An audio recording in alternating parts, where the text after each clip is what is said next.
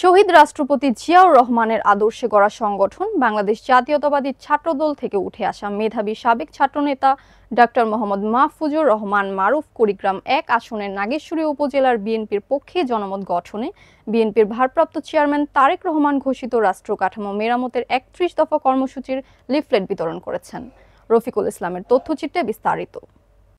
শহীদ রাষ্ট্রপতি জিয়াউর রহমানের আদর্শে গড়া সংগঠন বাংলাদেশ জাতীয়তাবাদী ছাত্রদল থেকে উঠে আসা মেধাবী সাবেক ছাত্রনেতা ডাক্তার মোহাম্মদ মাহফুজুর রহমান মারুফ কুড়িগ্রাম-১ আসনের নাগেশ্বরী উপজেলা বিএনপির পক্ষে জনমত গঠনে বিএনপির ভারপ্রাপ্ত চেয়ারম্যান তারেক রহমান ঘোষিত রাষ্ট্র কাঠামো মেরামতের ৩১ দফা কর্মসূচির লিফলেট বিতরণ করেছেন।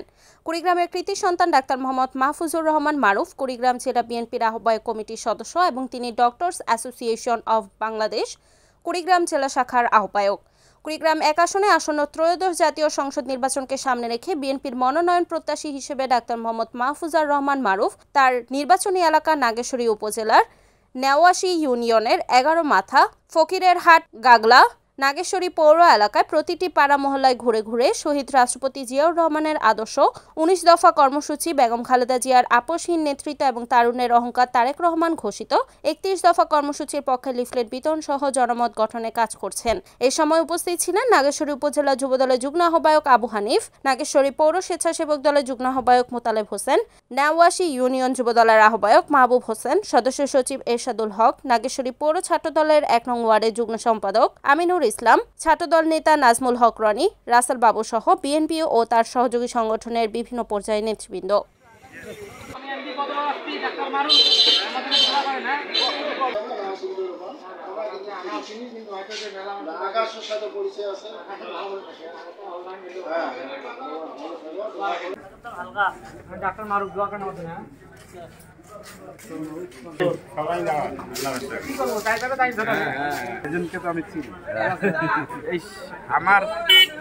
আমার যে ছেলে, আমার ছেলের একটা দুইটা দাঁত নয়, ৫-৬টা দাঁত ওনার কাছ থেকে আমি ইয়ে করে নিয়েছি। Report Mohammad Rafiqul Islam, NAN TV, Kurigram.